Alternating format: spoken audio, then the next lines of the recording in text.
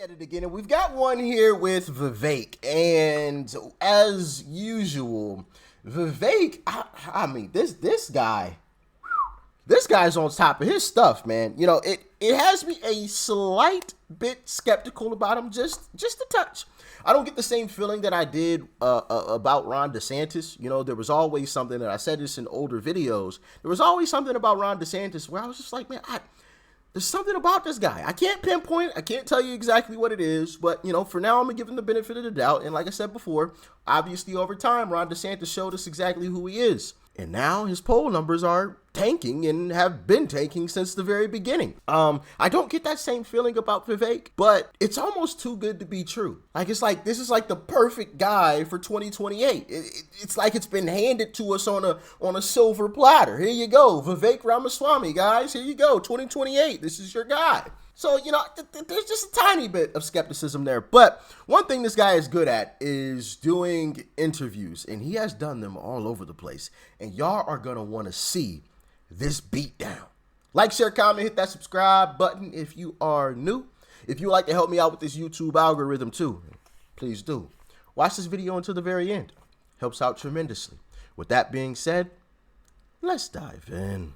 Now is the Republican presidential candidate that was at the center of the debate, Vivek Ramaswamy. Mr. Ramaswamy, welcome back to Meet the Press. It's good to talk to you, Todd. Let me start with the tragedy that took place in Jacksonville. This is what Sheriff Waters, how he described the incident last night. This shooting was racially motivated, and he hated black people. He wanted to kill. He targeted a certain group of people, and that's black people. That's what he said he wanted to kill, and that's very clear. And I don't know that the targets were specific, but I know that any member of that race at that time was in danger. Both the FBI and DHS in the last 2 years have said that racially motivated violent extremism is on the rise. This is clearly part of that. What would a President Ramaswamy want the Justice Department to do about this racially motivated violence that we're seeing on the rise? I think that every criminal deserves to be punished to the fullest extent of the law, especially when they're carrying out premeditated crimes like this one. This is a heinous crime. My heart goes out to the families who were affected by this. It is tragic, and this should not be happening in the United States of America. I think the fact of the matter is, Chuck, it is really just a symptom of a deeper, new form of national division that we have created. And I think one of my top jobs as the next U.S. president is really to lead with a national tone of character that reminds us of how we are all united across our diverse attributes. I think part of the problem is we have obsessed so much over racial and other genetic differences that we have forgotten all of the ways we're really the same as a country. And I do think we need a leader and in the White House developing that national character for this country again. We also do have a mental health epidemic across this country, Chuck, that really is reflective of a hunger for purpose and meaning. We need to fill that void, address the mental health epidemic, but this is a tragedy and deserves to be called out as heinous. That's exactly what it was. Why do you think there are more race-based violent crimes on the right than on the left? Why is This guy, Chuck Todd, really asked that stupid almost cursed. That stupid question. Why do you think it's more on the right than on the left? BS. And you know, I find it funny that we have the information all out from this situation, right? Because it's white on black. But what about the situation that happened where the person went into the school and they said, no, we can't release the what do you call it? Golly, y'all know what I'm talking about. They couldn't release it. What about that? Why don't we have that information? It's been a long time since that happened, and we still don't have it. I wonder why that is. Oh, we know. And we haven't forgotten. Is this a little more pervasive, a lot more pervasive on the right? No, it's not. It's a lie. Well, the fact of the matter is, I think that there's a lot more violence that's also pervasive in parts of the country that supposedly are left-wing voter bases. So I don't think this is a left versus right issue, and I don't think we should try to politicize this through partisan goggles either, Chuck, especially in the wake of a tragedy like this one. The fact is there Do you are ignore more the black manifesto? men dying on the south side of Chicago. Do you ignore the elements that allowed this manifesto to spread online? Why didn't we get the manifesto from the last person? That what we're, it does feel as if social media connects some of these hateful ideologies. Well, the fact of the matter is I do think we have two standards that we're even applying if we're having a conversation about manifestos. We still have not yet even seen the manifesto of that transgender shooter in Nashville of a Christian school, and yet here we're focusing on the motive. So if we want to look at this through a politicized lens, let's look at what the political media and the political establishment is doing differentially in how they analyze different crimes and then create a new narrative around it. The fact is, what I said in the Nashville shooter case, I will say here. Any killing, any mass killing is heinous. We need to get to the root cause of the mental health epidemic, address that. We need leadership that sets the right tone in this country. But if we are going to talk about manifestos and politicization, Chuck, I think it is incomplete not to look at the absence of releasing that Nashville shooter manifesto even as of today. That's why I personally traveled to Nashville to call for it. And that, I think, is the best evidence of real politicization in terms of what the public sees and what the public doesn't. I want to apply one standard for everybody. I don't want to look at this through partisan goggles. I want to look at this through one standard of the rule of law for everybody. You believe racism is a mental health issue? Well, look, he's still trying to catch him in a gotcha. He's still trying, and he's failed every single time thus far, and it'll keep happening. I do believe that racism in many cases is manufactured in a way that creates more racism in this country. I cannot think of a greater way, Chuck, of driving racism in this country than to take something else away from someone based on the color of their skin. And so is there existing racism in the United States? Of course there is. But those last burning embers of racism, the last thing I want to do is throw kerosene on it. And yet that's exactly what I believe the modern culture is doing by creating race-based quota systems that deny people access to goods or services based on the color of their skin. The right answer to stop discrimination on the basis of race, as John Roberts said it, is to stop discriminating on the basis of race. And I am genuinely worried that we're seeing a new wave of anti-black and anti-Hispanic racism as a consequence of this. That's like what Samuel L. Jackson said when, I believe it was Samuel L. Jackson, when he was asked, how do we end racism? And he said, stop talking about it. He said, you're not a white man and I'm not a black man. I forgot who he was in an interview with, but he said the guy's name and then he said his name and that's that. Stop talking about it. And that's basically what Vivek just said there. Stop pushing this stuff onto the American population. It's your fault. You keep pushing it. So-called anti-racist movements. Your argument comes across as blaming those that are trying to create equality for the rise in racism. There is equality. Well, the fact is, Chuck, I don't want to be playing a blame game. I want to be going towards a solution. And I am genuinely worried that those who earnestly espouse the view, I'm going to quote Ibram Kendi from his book directly, I'm not putting words in anybody's mouth, says the right answer to past discrimination is present discrimination. The right answer to present discrimination is future discrimination. I believe the people who hold that view are earnest about it, but I think they're wrong. And I think that that's actually creating more discrimination and more division in our country. And I think the right answer is actually to restore colorblind equality, colorblind meritocracy, embrace what unites us across our diversity instead of celebrating our skin-deep diverse attributes. That's how I think we reunite this country, Chuck. And it's not blaming anybody else for having a different point of view, but I do think that as a leader, it's my job to articulate exactly how we will unite this country, and that's exactly how I'm going to do it. Let me move to the debate. And a lot of people are asking this question. If you believe Donald Trump is the greatest president of the 21st century, he's running. Why are you running against him? Why do you think his second term won't be as good as his first?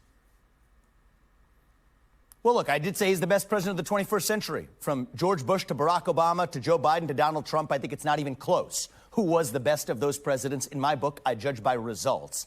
That being said, I believe I can take the America First agenda even further than Donald Trump did. I think I will be more effective in uniting this country in the process. Look at the way we're running this campaign. I'm not leaving any state behind, any city behind, no American left behind, from the south side of Chicago to Kensington, to places where traditional Republicans don't go. I think I am best positioned to deliver a landslide election, a multi-ethnic working class majority. And I do think that a landslide is what we need in this country, not another 50.1 election. And I'm the only candidate in this race who can actually deliver that. Look, a Politico neophyte outsider became president and couldn't get a lot of the things done that he wanted to get done in Donald Trump. Why do you think somebody with less experience than Donald Trump had is somehow going to make the federal government function in a way that you're outlining? So I think there's three things I would say. The first is we have that experience to learn from. I want to build on the foundation that Trump laid. Frankly, I will invite him as an advisor and a mentor. I don't want to relearn the same lessons. I want to pick up where he left off in taking on the administrative state. The second thing, Chuck, is I do think it needs to be an outsider to take on that administrative state, but I also think it needs to be an outsider who has a deep first personal understanding of the laws and constitution of this country. I think Trump was in many cases duped by his managerial advisors, for example, who said that you can't fire employees in the federal government due to civil service protections.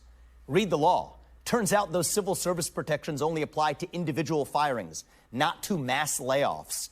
Mass layoffs are absolutely what I will bring to the D.C. bureaucracy.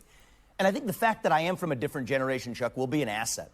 I'm able to reach young Americans. I'm able to reach people who haven't traditionally been brought into the mold of Republican politics. I don't even talk about Republicans and Democrats.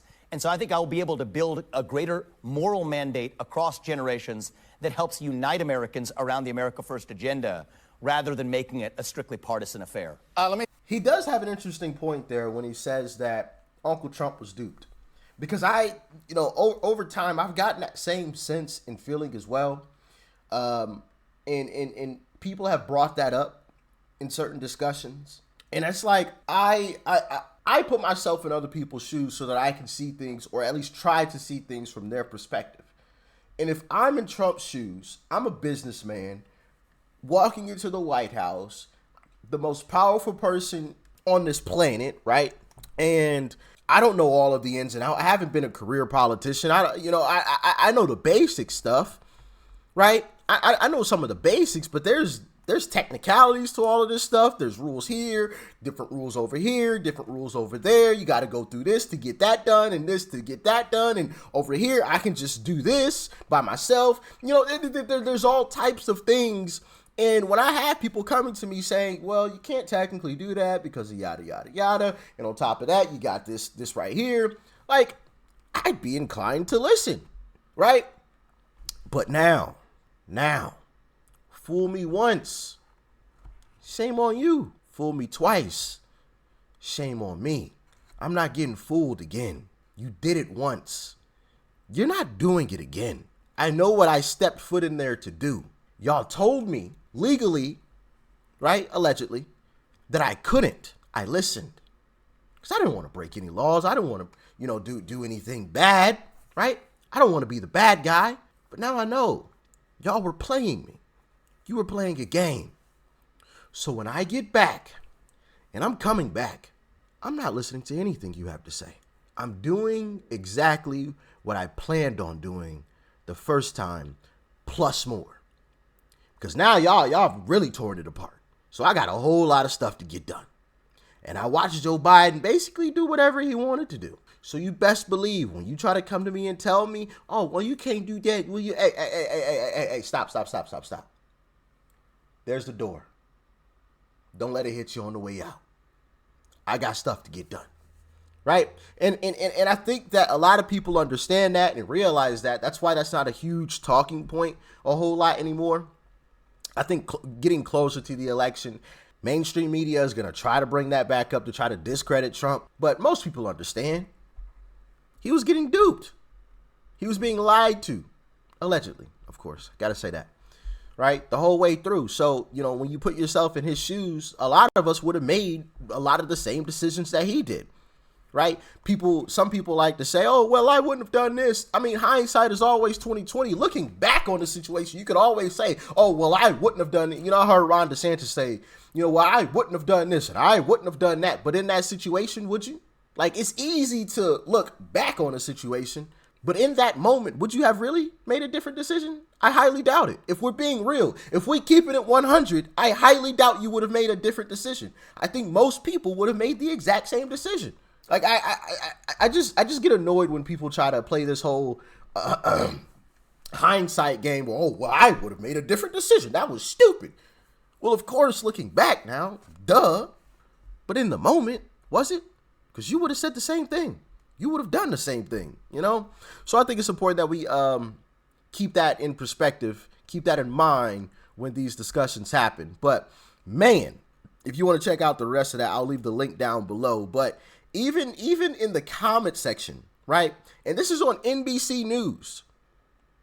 NBC News, mind you. Even the comment section was going after or basically supporting Vivek.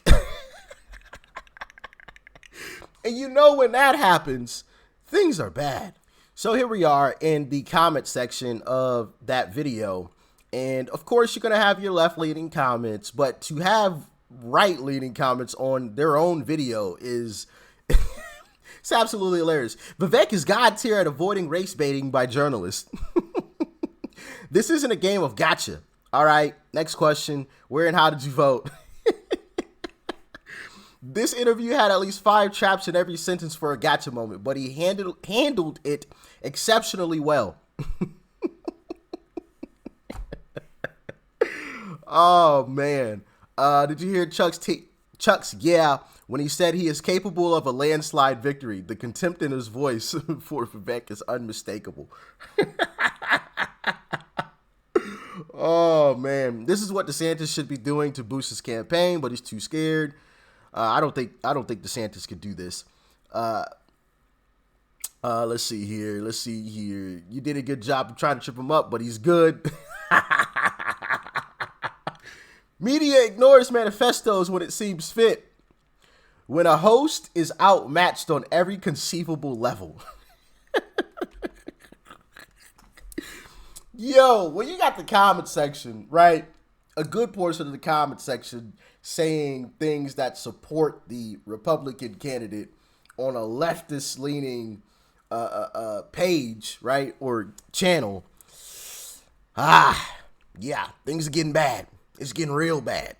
Real bad. Okay? But as always, man, y'all let me know what you thought about this one in the comment section below. I just thought this was hilarious and a master class in how to handle the ignorant questions from the left and all the gotcha stuff. Vivek, I mean, the guy's good. He's darn good. I mean, it's Trump 24. But I'll take Vivek 28. Peace and love. I'm out.